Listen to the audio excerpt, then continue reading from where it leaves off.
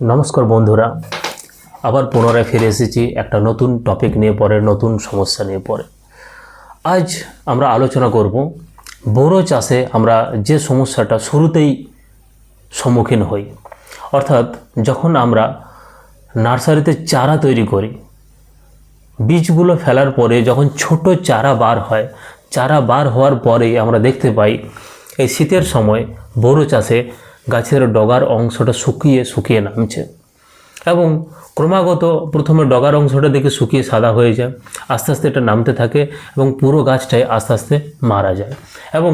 দেখা যায় একটা চারার হয়তো একটা জায়গাতে লাগিয়েছে সেখানে হঠাৎ করে মাঝের একটা অংশতে এই রোগটা এসে পড়ে জায়গাটা শুকিয়ে গেল এবং সেটা আস্তে আস্তে ছড়াচ্ছে এবং এটা সত্যি খারাপ লাগে যে বাচ্চা অবস্থাতে যখন বীজ তলাগুলো মারা যায় যে তলাগুলো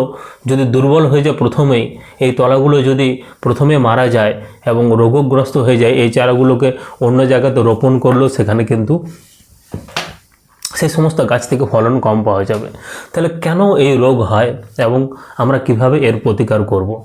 এই মুহূর্তে আমার কাছে এরকম ধরনের রোগগ্রস্ত গাছ নেই তাই আমি আপনাদেরকে ছবিটা দেখাচ্ছি একটা ল্যাপটপের সাহায্যে তাহলে আপনারা বুঝতে পারবেন যে কি হয় এই ধরনের রোগটা আমরা অনেকটা দেখতে পাই ছবিটা যদি একটু জুম করি আমি তাহলে আপনারা দেখতে পাবেন যে এইভাবে অংশটা ওপরের শুকিয়ে যায় এবং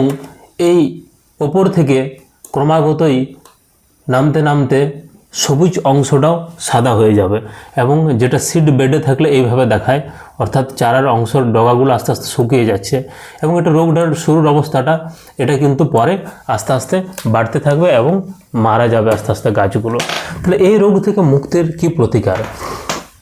কেন এই রোগ হয় প্রথম কথা শীতের সময় যে সময়টাতে টেম্পারেচার খুব কম থাকে অতিরিক্ত কম সেই সময় কি হয় প্রচণ্ড ঠান্ডার কারণে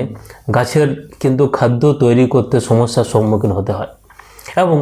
গাছগুলো কি হয় এই সময় খাদ্য তৈরি করতে পারে না এবং ঠান্ডার কারণে তাদের কিন্তু বৃদ্ধি ছোট রয়ে যায় চারা বাড়তেই চায় না বেশিরভাগ সময়ে মানুষ বলে যে কিছুদিন পরে আর ধানটা লাগাবো কিন্তু চারাটার হাইটই হয়নি ছোট অবস্থাতে রয়ে গেছে কিভাবে তাকে বাড়ানো যায় এবং এই সময় চারাটা বাড়ানোর জন্য কি করা উচিত কি করলে গাছের তলা মারা যাবে না প্রথমে কয়েকটা প্রসেস বলে যে প্রসেসগুলো করলে প্রায় বিনা খরচেই সমাধান পাওয়া যেতে পারে এবং তারপরে শেষে কেমিক্যাল ট্রিটমেন্টের কথা আমরা আলোচনা করব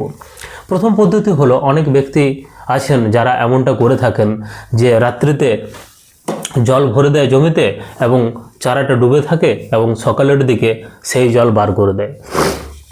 যেহেতু এটা অতিরিক্ত শিশির ঠান্ডাতে শিশির গাছের পাতায় বসে থাকে বলে এই রোগটা হয় তাহলে রাত্রিতে যখন জল ভেজা থাকে চারাটা ডুবে থাকে রাত্রির ঠান্ডা এবং শিশির গাছটাকে ক্ষতি করতে পারে না এবং সকালবেলায় জলটা বার করে দিলে গাছ পুনরায় খাদ্য উৎপাদন করে দিনের বেলা নর্মাল টেম্পারেচারে সেখানে টেম্পারেচার 12, 15, 16 ডিগ্রি 18 ডিগ্রি 20 ডিগ্রি পর্যন্ত এই পরিস্থিতিতে গাছ কিন্তু খুব সুন্দরভাবে খাদ্য উৎপাদন করতে পারে এবং গাছের বৃদ্ধি হয় রাত্রির যে সময়টা শিশির পড়ে পার্টিকুলারলি ভোরের টাইমটা 3টে থেকে 6টা 7টা এই টাইমটা 3টে থেকে 5টা 6টা এই টাইমটা কিন্তু প্রচণ্ড শীত থাকে এবং কুয়াশার কারণে গাছকে এই সমস্যার সম্মুখীন হতে হয় দ্বিতীয় পদ্ধতি যেটা তুলনামূলক এতটা কার্যকরী নয় কিন্তু তাও অনেক মানুষ আছেন এটা ফলো করেন যে সকালে গিয়ে পরে একটা দড়ি নিয়ে পরে চারাটাকে টেনে নেওয়া দুজন দুই ধারে দাঁড়িয়ে পরে চারার মাথার যে শিশিরগুলো আছে সেগুলো একটু ঝেড়ে দেওয়া এটা কিন্তু যথেষ্ট কষ্টকর প্রসেস প্রতিদিন কিন্তু এটা করা মানুষের পক্ষে অসম্ভব কেস প্রায় এবং 3 নম্বর পদ্ধতি যেটা কেমিক্যাল ট্রিটমেন্ট এই পাতা শুকনো হওয়া থেকে বাঁচার জন্য মানুষ যেটা করে থাকে একটা ভালো গোত্রের ফাঙ্গিসাইড স্প্রে করে দেয় এবং সেটা যে কোনো ক্যাটাগরির একটা ফাঙ্গিসাইড হতে পারে অনেক মানুষ আছেন এমস্টার টপ ইউজ করেন অনেক মানুষ আছেন ডায়ামেথোমর্ফ ইউজ করেন 20 গ্রাম তার সঙ্গে ম্যানকোজেব 30 গ্রাম আবার এখানে যদি আপনি মেটালেক্সেল ম্যানকোজেবও 50 গ্রাম প্রয়োগ করেন তাহলে কিন্তু এই শুকনো হয়ে যে গাছটা মারা যাচ্ছে সেই রোগটা সেই জায়গাতেই থেমে যাবে নতুন করে আর বাড়বে না এবং গাছের চারার মৃত্যু দেখা যাবে না এর পাশাপাশি যেহেতু গাছটা ছোট, তাকে কিভাবে দ্রুত বাড়িয়ে তোলা যায়, চারাটাকে লম্বা করা যায়, তার জন্য আমরা প্রয়োগ করব। আমরা জানি শিকড় বৃদ্ধির জন্য আমরা হিউমিক অ্যাসিড প্রয়োগ করতে পারি, এবং যদি চিলেটেড জিঙ্ক ইউজ করা যায়। জিঙ্ক দুই ধরনের হয়, একটা জিঙ্ক এডিটটা নর্মাল একটা হয়, আর একটা চিলেটেড হয়। আমরা কিন্তু এখানে চিলেটেড জিঙ্কটা যদি ইউজ করতে পারি, চিলেটেড 12% জিঙ্ক, যেটা আমি আপনাদেরকে একটা প্যাকেট দেখাবো পরবর্তী ভিডিওতে, যে এই জিঙ্কটা যদি 15 থেকে 20 গ্রাম প্রতি ট্যাঙ্কিতে দিয়ে পরে চারাতে আমরা স্প্রে করতে পারি, তাহলে কিন্তু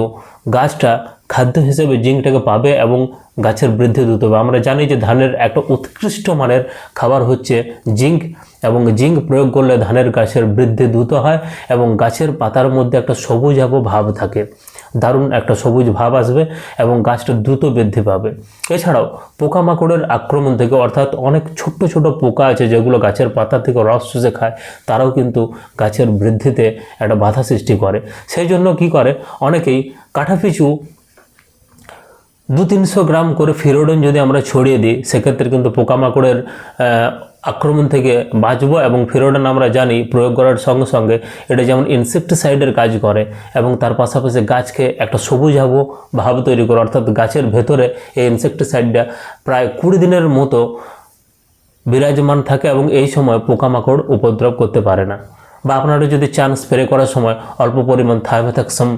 25% WG মিশিয়ে দিতে পারেন, বা থায়োমেথাক্সামের যে লিকুইড ভার্সনটা FS ফার্স্ট সলিউশন, সেটাও কিন্তু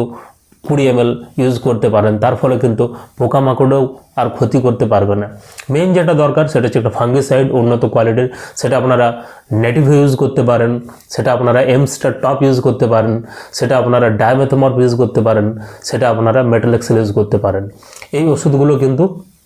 মোটামুটি পজিটিভ রেজাল্ট আছে, পজিটিভ ফিডব্যাক আছে, সাধারণত থেমে যায়। নেটিভও অবশ্যই একটা দুর্দান্ত ওষুধ, যেটা